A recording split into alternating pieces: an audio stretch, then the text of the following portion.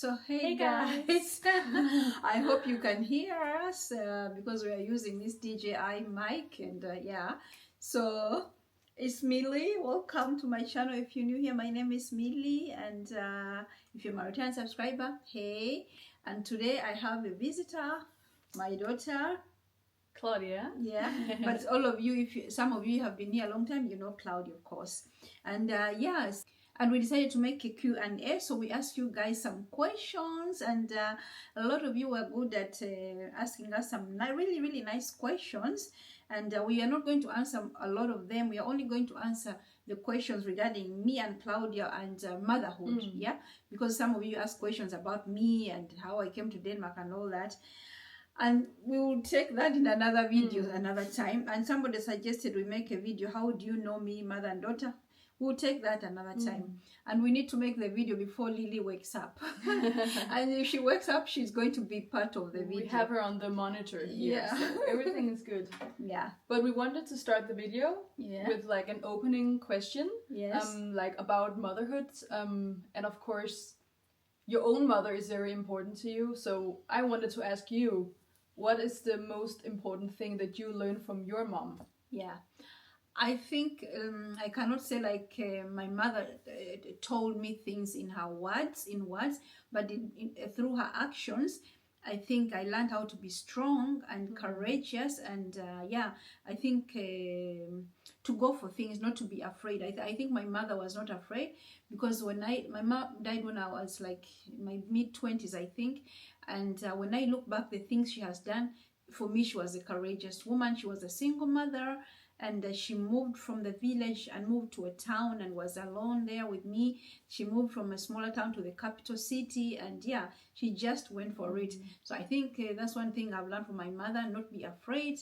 And I think I have said on my YouTube before, if you're not a tree, move.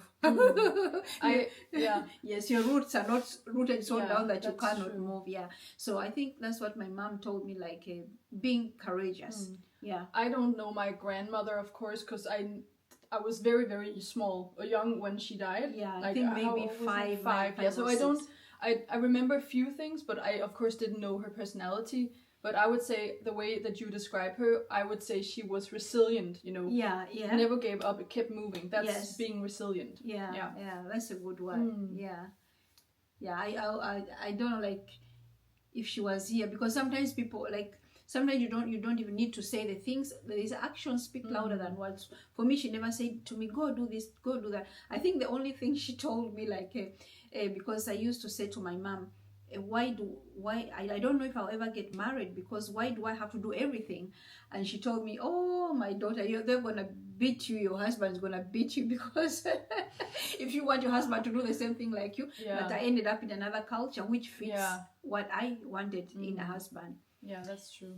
Yes. And then I wanted to answer, like, what's the most important thing that you taught me? And I thought a lot about this, and I think there's many things, but one thing that I really also like do in my own life is being able to enjoy your own company and love yourself.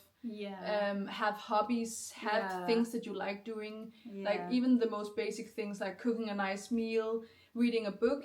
It's just so important to be able to have things that you're passionate about and not be too dependent on having like other people make you happy. Of course, I have a husband, I have a child, and I could not live without them. But I still love being alone, doing my own thing, going for a walk by myself. So being independent in that way, I think is really important. So you don't. For example, my husband, he's very extroverted. So when he's alone, he's like, oh, what am I supposed to do now? Like, I was like, oh, go work out, go read a book. You know, I can teach you how to knit. Get moving and with some hobbies. Because my husband is the same. Like when he's away for some meetings or some days, when he comes, I was like, oh, you miss me. I'm like, but also I was busy. He can never understand that. Like when he thinks I'm sitting here like missing him. Me, when he's not here, I'm like, yes, I'm going to do this, I'm going to do that. And my daughter has genetically inherited this thing of having so many hobbies. So we have almost the same hobbies. She just better than me to do this thing. She just made this thing for herself. Can you imagine? So I think Yeah, and I told her like not going up in this like what is it called, like designer things, you know, like yeah, true. Me, I we shop, we like shopping, we like, but also like she's very good at buying second hand. We're thrift queens. Thrift queens, yes, and well, I think we're gonna have another thrift queen because yes, how can she not be like Lily queen? only wears thrifted clothes. Yeah. I did not buy one new thing Yeah, for her. and she's always looking fabulous. So yeah, enjoying your own company and loving yourself. Yeah. We need to find our question. Now we have some questions. We're talking too much. Yes, yes. Okay, so somebody asked, how was my daughter's experience becoming a mother or giving birth in Denmark compared to me? Yeah. Yes, I mean, I think it's so different because when I gave birth, I had just also come to Denmark. Yeah. I think I didn't know a lot of things. It was in 1997 that you became a mom for the first time. And I think at that time there was not so much social media to find information, you know, all these things. And I had just come to Denmark. I wasn't speaking the language very well. So I think my experience would be different if it was now. And also, I think we agreed to talk about it, like when my kids were born, their dad continued traveling. So actually I was home in Denmark with two small kids, you know, like I think, babies. You were a baby and he was like a toddler. A toddler, young. Yeah. So he was close in age, me and my brother. Yeah. Like so, I'm 25 and he's 27. Yeah. So he was traveling, and imagine being home in Denmark alone, no family. I can't speak the language. At that time I did not have a driving license. It's not the same, but I think Claudia has a different experience. You were very isolated. Yes, I was very isolated. And like there was no village. No. At all. No. Yeah. And I think, but in the hospital, I think it's almost the same. I was treated nicely, no problem there. But I think the whole experience of not having family here, because if my ex-husband, Claudia's dad was out traveling and I had family, it would have been another experience. So I always say if I had given birth now and let's say, if I was giving birth together with Jan, it would be a totally complete because he's 100% hands-on. My dad, he was more absent, and even when he was there, he, you know, it was more traditional back then. Yeah. And now the society has progressed a lot. Yeah. So the mental load is no longer just a woman's problem. At least in Denmark. It's still an issue, but we are talking about it now that men need to step up and get their hands dirty, you know? Hands on that. So I have a husband, of course, and he is a very hands-on dad. And I gave birth. Lily. She came a month early, so we were in the hospital in NICU, neonatal department for 12 days, and the whole hospital stay and experience was really great. Yes, I dreamed of having like a natural birth. In a birthing center, but I could not go there. But that was your plan. That was my plan. Yeah. I still had the natural birth and everything, but just in the hospital, it was a great experience. I felt very safe, and there was no medical intervention, just me and the midwife. Yeah. So I had a good start to motherhood because my birth was easy. It's not easy to give birth, but compared to other women's experience, it was a good experience. No trauma or anything, except for the pain, of course, but yeah. So I had a very good start to motherhood, and I have a husband who's really hands-on.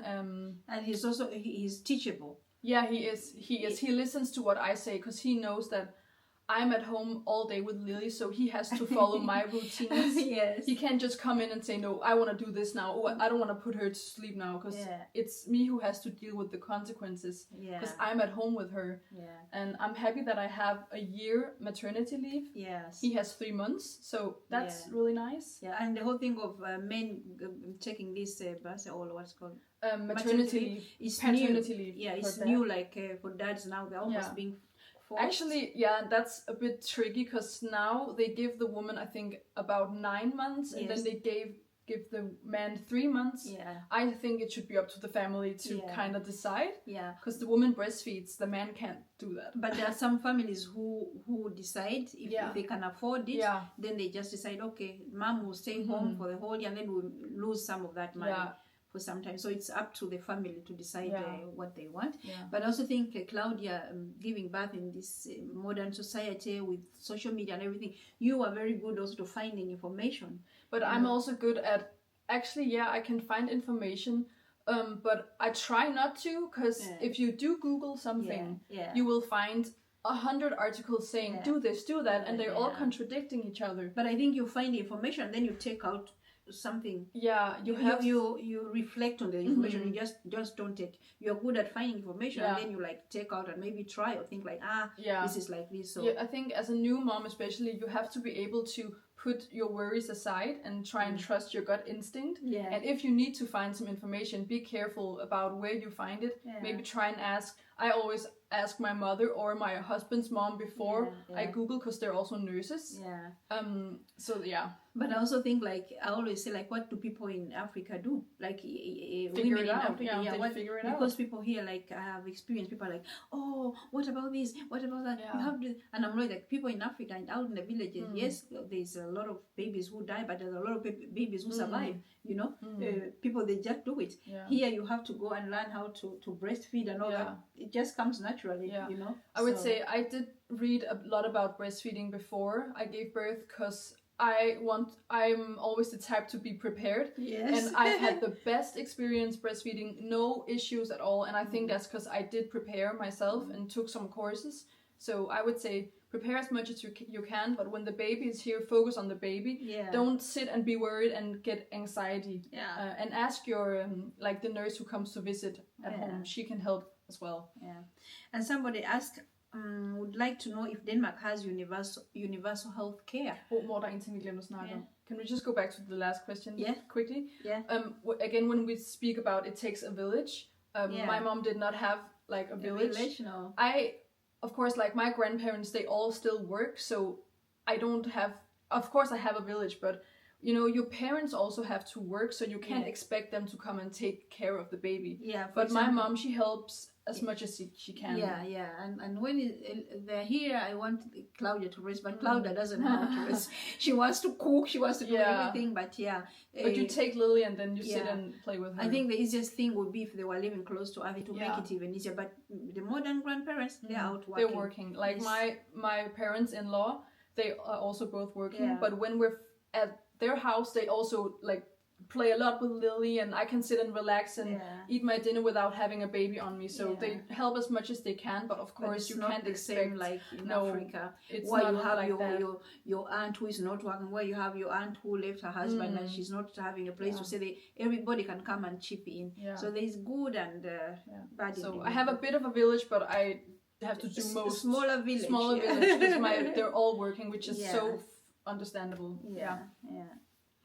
Okay, universal healthcare. Somebody would like to know if Denmark has universal healthcare. I don't know what that they meant, but we have. Denmark is one of those countries where we have the best healthcare system. There's only like a few things that you have to pay for yourself. Example, like some medicine and like some like going to the dentist. If you're over 18. And if you're over 18, you have to pay. No, actually.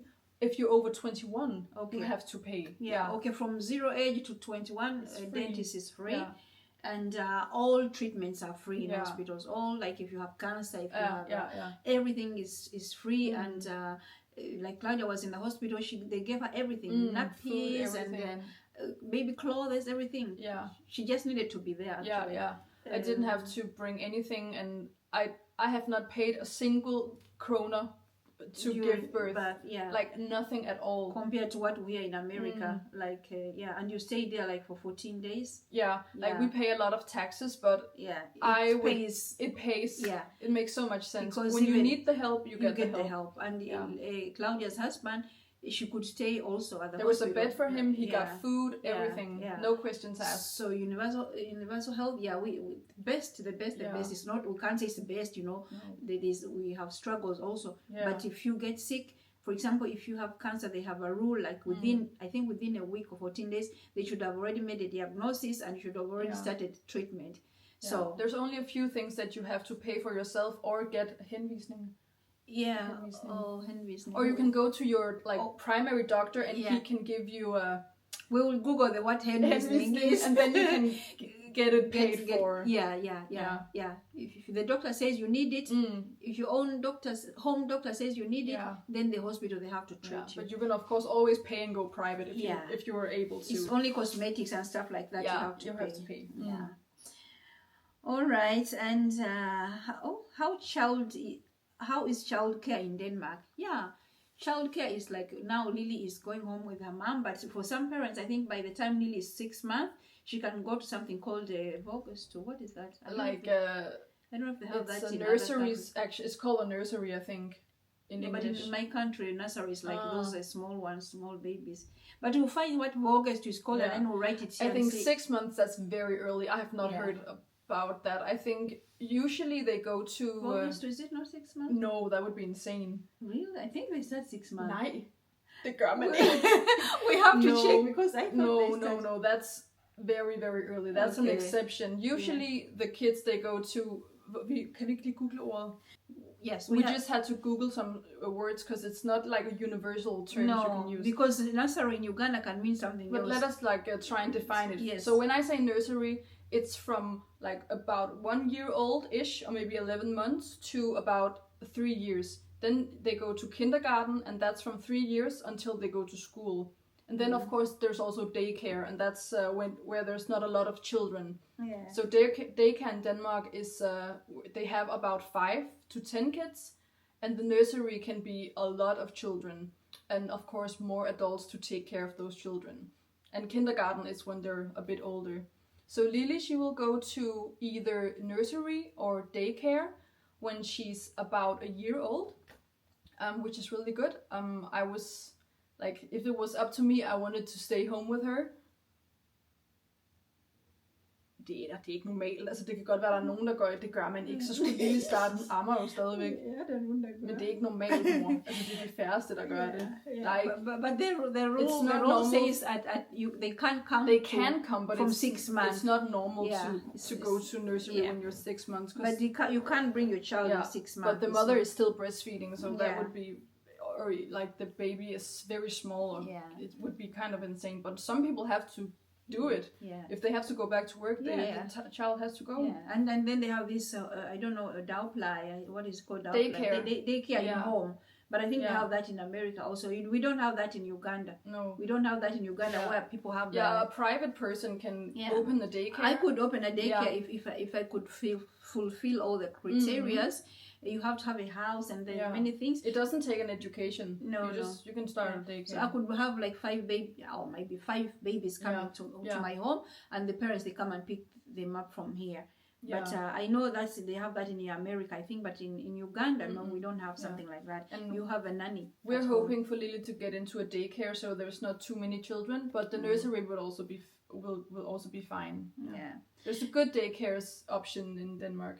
And somebody asked this question, I don't know if you wanted to talk about it, but what is one best experience or memories you have had with one another? For me, I think it's when Lily was born. Also, we have had many. I think we came rushing, Jan and I. We drove very early in the night, and then as soon as we arrived, I think we were standing in the reception asking where Claudia was, and we heard a scream. And then very few minutes later, Claudia's husband came and said Lily was born. And so we were like waiting an hour or something like that, for preparing her. Yeah. And I remember like when I walked in the room, Claudia just started crying. I don't know what all her emotions, they just came up.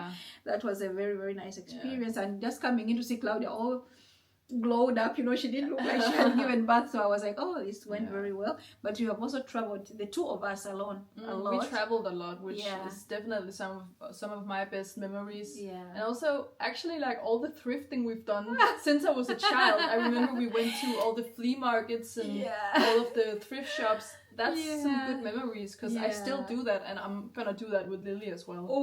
We had another experience when we were in Uganda. We were on a safari, I think. I don't know if you remember. We were sleeping in these, I don't know, they're like huts. Not really huts, but they're made of like wicker. Up it's grass, but I think it was a wall on the side. Because we had 2 choices, either to sleep in this tent or the hut. Pay $10, and we did. And in the night we had this animal, like almost felt like it was coming inside. And it was just the 2 of us.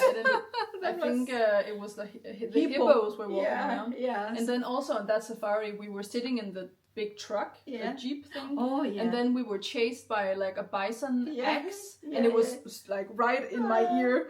in the window, and I was like filming it. I think Claudia, she froze because she was filming and the animal started coming and she just froze with the camera. Yeah, and I have it on camera. That was funny. And of course, when I gave birth, it was a really nice experience to have my mom and her husband be the first people to meet Lily. And I called them when the water broke.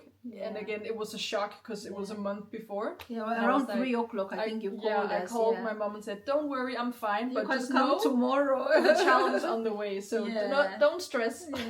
We drove 3 o'clock in the I didn't know that Lily was gonna come so soon. I thought maybe it's gonna be a whole day more before she was so ready. And when we see the way she is, she's crazy. She was so ready. So somebody asked, when do prenatal visits start and what do they entail? I think in Bear.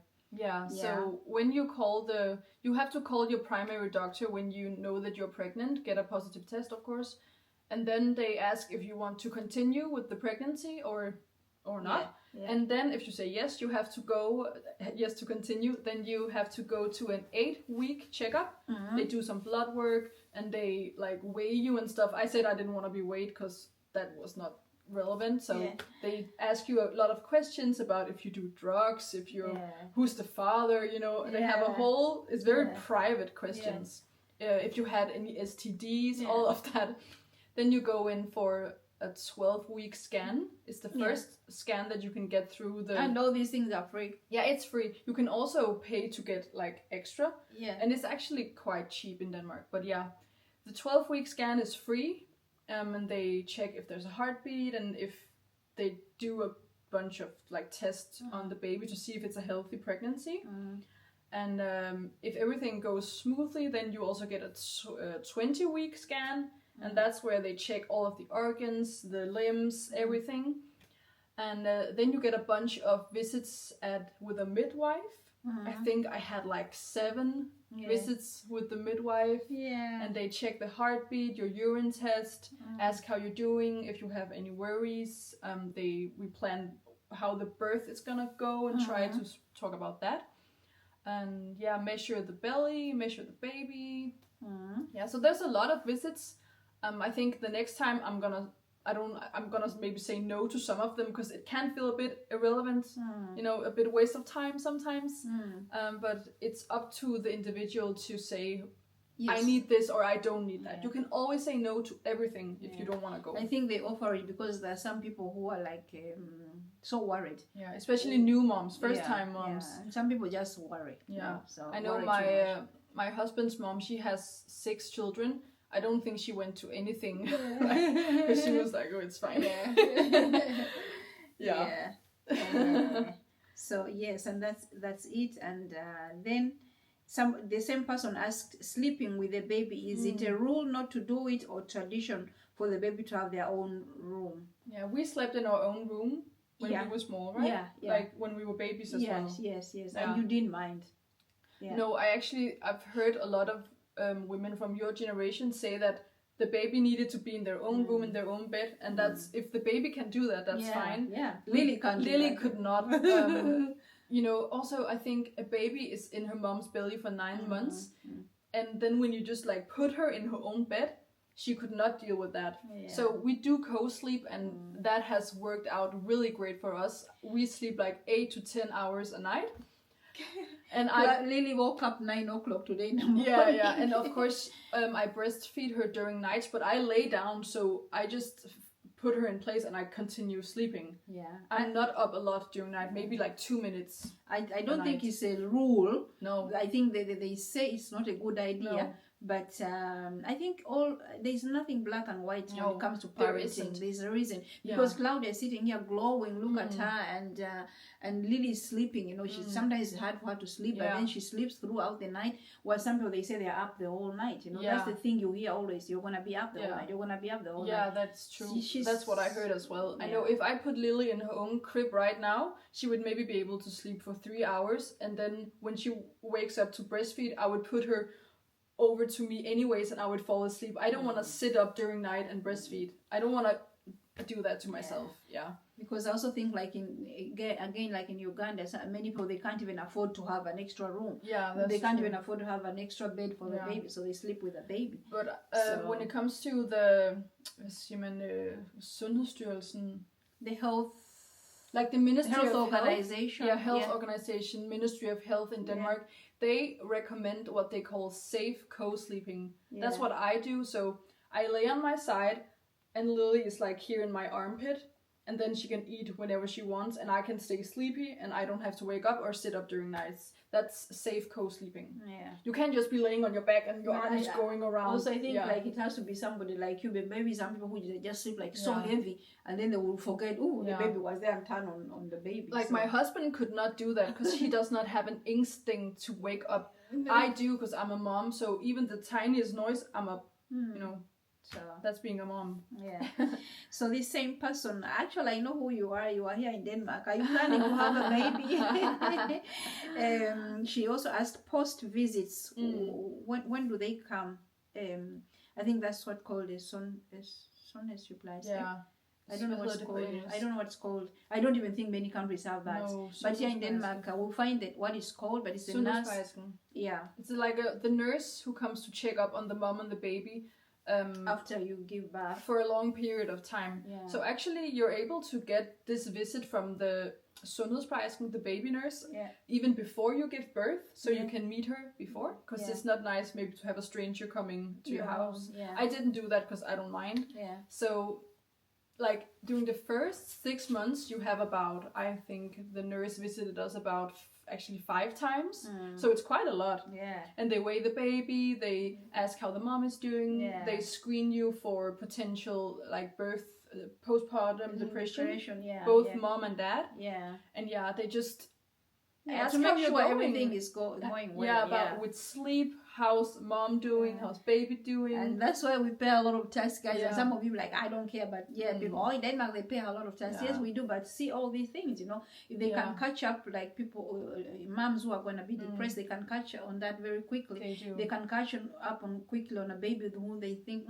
this is not going very well. Yeah. So they're able to catch up on that. They screen the baby for different development milestones that they have to reach. And I think until 1 year? Actually, I think it's 1.5 years. Yeah. But unfortunately, I heard that they are trying to cut out because I don't know, they lack. They're lacking these nurses, or there's no money. I don't know. Yeah, you know, when you live in a welfare system, they always have to try and cut some places. For example, now they have to take a lot of money and move it over to spend it on the war. Yes. And upgrading the military. So they have to take that money has to come from somewhere. Yeah. And if they can cut somewhere, they're gonna cut somewhere. Yeah. And like, for example, they also cut a lot from older people, like nursing homes.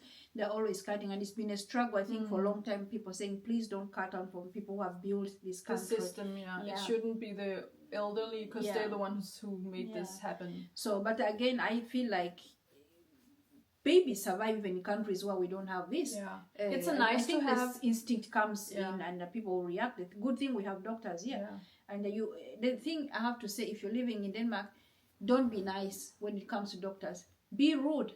If you're nice, you're not gonna get anywhere. Try to be nice, and if they're not listening to you, be rude. Shout, scream. Yeah, you have to scream to get the help you need. But when it comes to the baby nurse, I'm so happy that I said yes to it. Maybe like the next time I'm not gonna do that, because you still have a bit better, and you still have the doctor's appointment where they also check on the baby, and I think if I feel something is wrong, I'm gonna be able to catch it. But and also there were some of those vaccinations the babies get. Also, they are free. Like it's like free. They get 3 months, 5 months, and then a year. Yeah. And then when they're a bit older, it's all free. So, but the baby nurse has been really nice for the first baby. Yeah. And so somebody asked this question. I didn't know if I wanted to answer it, and she said, I hope I don't offend you. No, ma'am, you're not offending me. She said, how would I feel knowing my grandchildren won't look like me? I don't know what it exactly means, because I feel like now when we talk about this thing, then we're going about in like colors. Like we should see ourselves just as people, human beings. And yes, sometimes when I see babies who are like have really dark skin like me, I'm like, oh, it could have been nice to have, but it's something I never even think. If I say baby like that, I think about it. But no, like, I mean, Claudia don't look like me. her skin color, but she looked like me.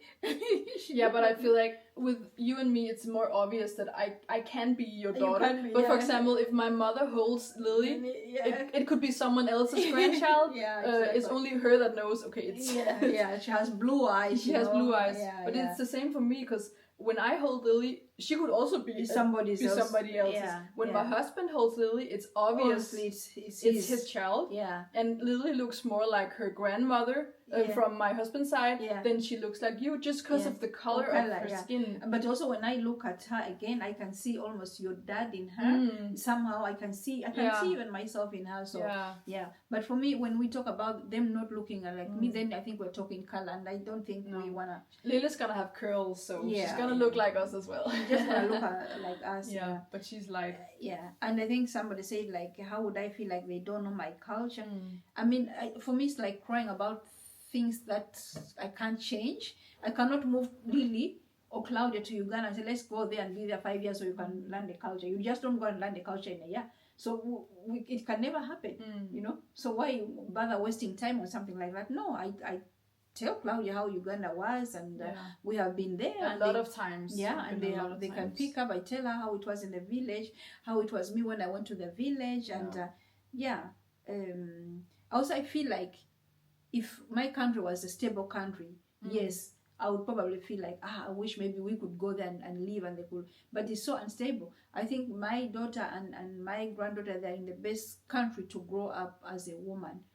With everything that happens in my country, and please don't come for me saying, oh, this and that, because people, they don't like to hear the truth about Africa and all that. But I'm talking about Uganda. I know Uganda was there. I was born there. I have lived there. I know how it is. And yes, Lily and Claudia, they're in the safe place.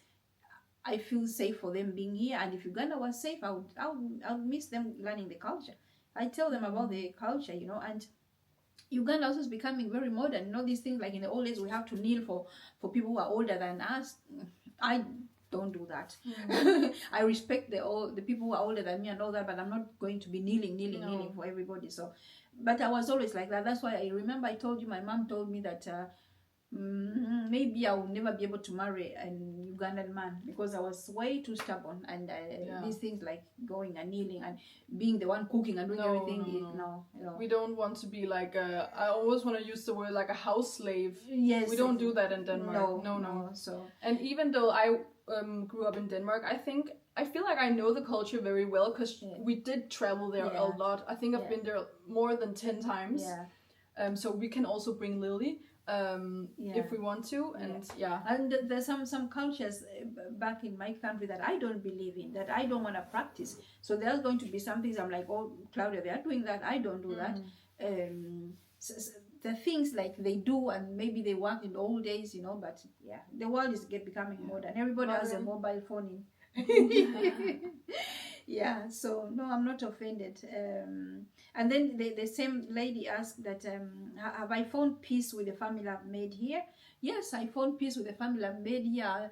My mind, my everyday, I'm focusing on the family that I'm having. Lily, Claudia, her husband, my husband, our kids, Carl, and Mas, my stepson. I focus on the life I have here, so I don't have time to be honest. I don't have time to be thinking like the life I didn't have. I think generally, even if not this, you cannot be using your time focusing on what should have been. I'm focusing on what it is now. And I think we had a question. I think we did this ourselves. What surprised us about motherhood? Like the one thing that surprised us most about becoming a mom. For me, I think in those days, I think I was surprised about my kids looked exactly like I thought. I remember when it's so weird, when I was like a little girl, I imagined my kids, I don't know like why, because maybe they gave us dolls that were white. We never had black dolls, like African dolls. Dolls were always like white dolls.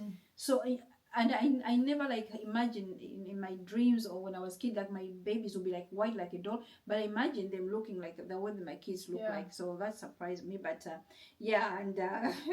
but was it hard? Were you surprised about how hard it was to become a mom? No, I think I was not even thinking of it. I think like I also said that I was in it. I think it's the African in me. I always say something like the African in me just did it, you know. It was a bit hard. I think it was mostly hard because I didn't have family. And I had never given birth in Uganda, so I did not know how it was. I did, and being here, not having family, I think for me that was the hardest part. Generally, think I would say what surprised me about being in Denmark, how people there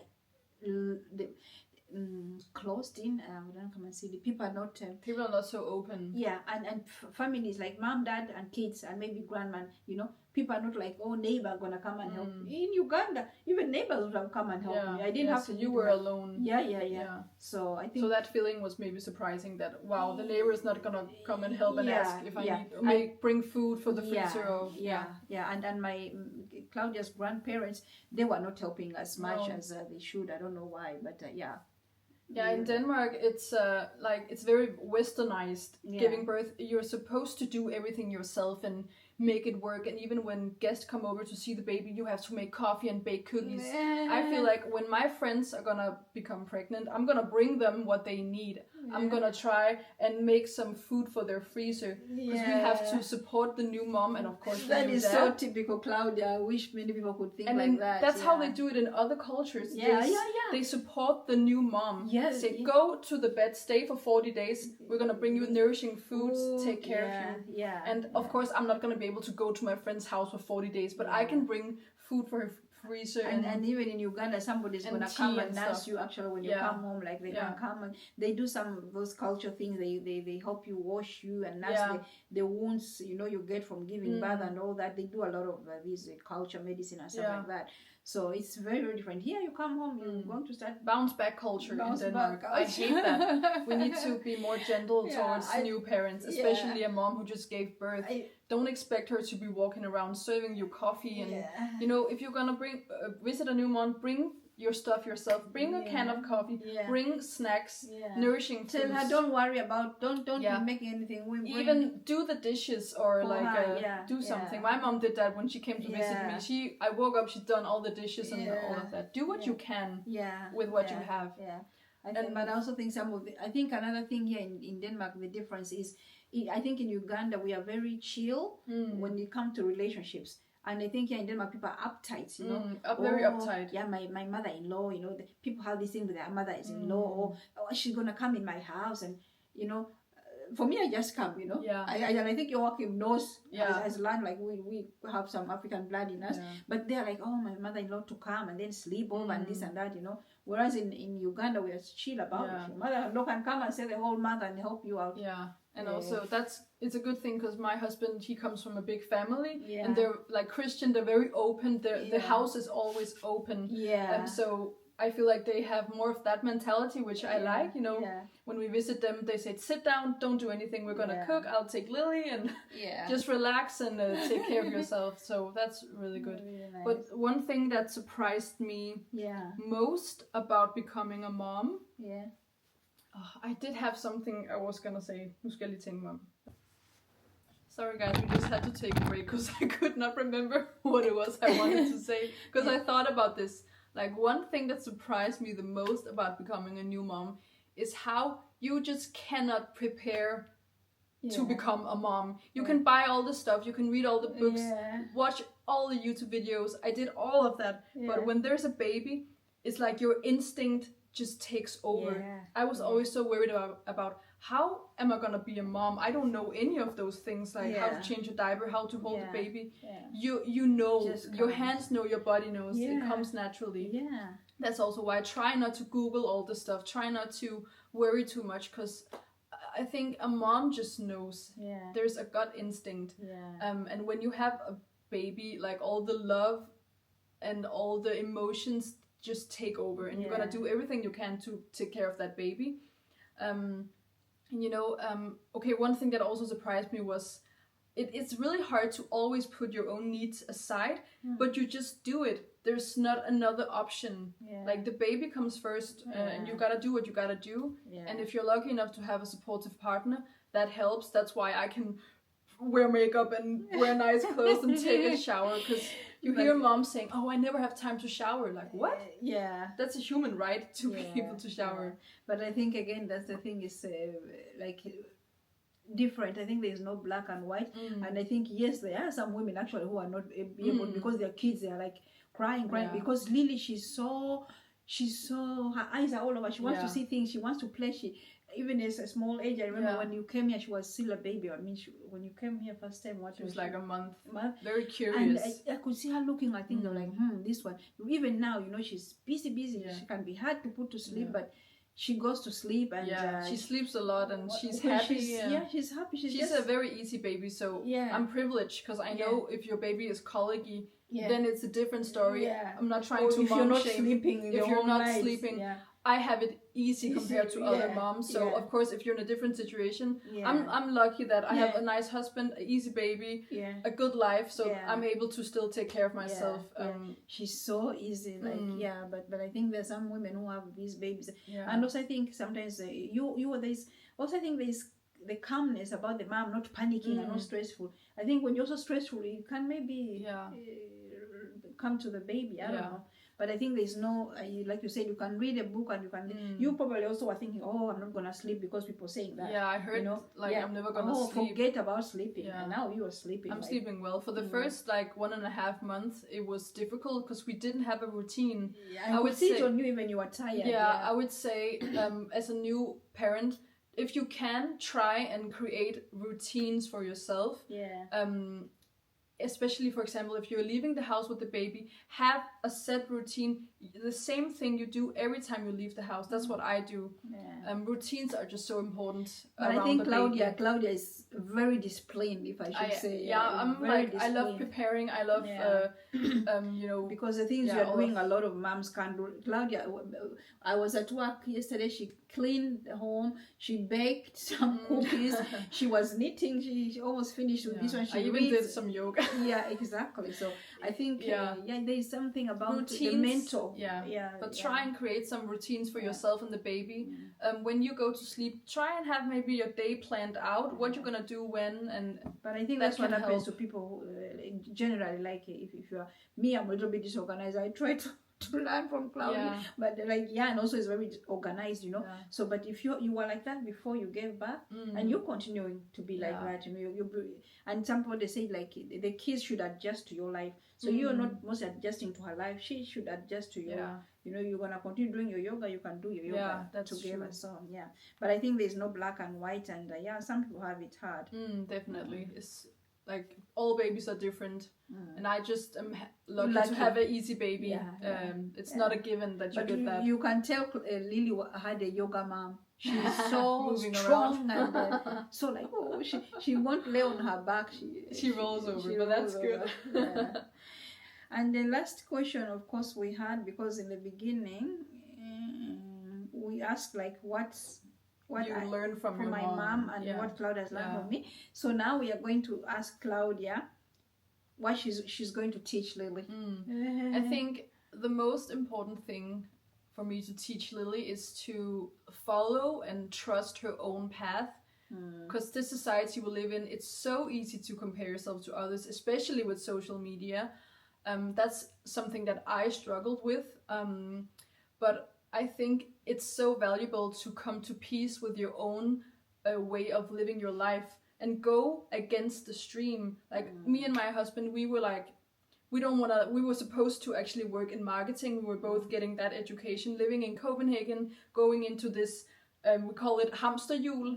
It's basically just going with the stream, working, not having time for yourself, living this fast-paced life.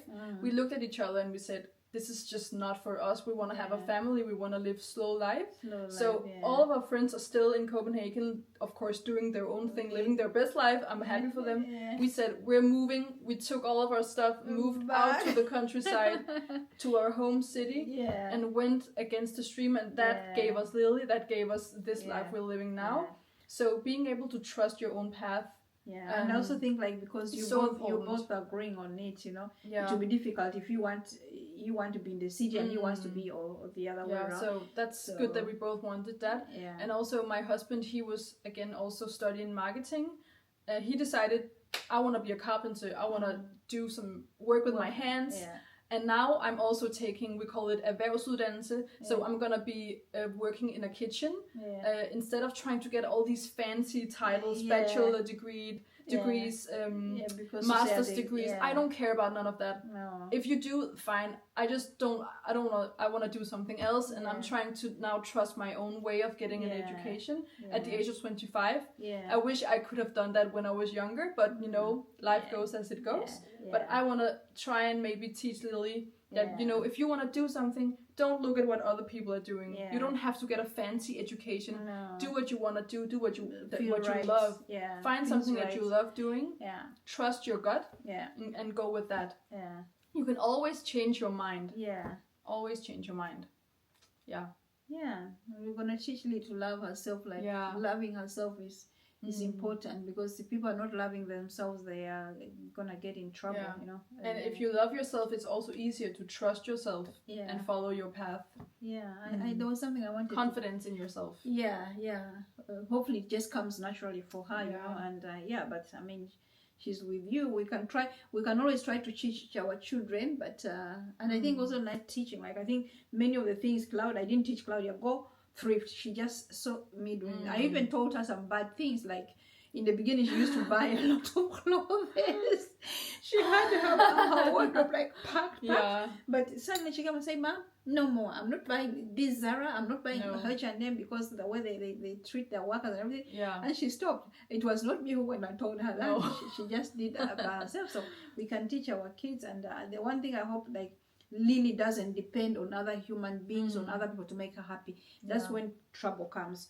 When you're handling your whole life or your happiness, your whole being to another person, then you're really lost. I think it's I agree with that, and I feel like for example, I do depend on my husband to do some things, and he depends on me to do some things, because we both can do different things. I'm good at cooking, he's good at taking care of the cars and all of that, but when it comes down to it, he's not the person making me happy. I love myself regardless of him.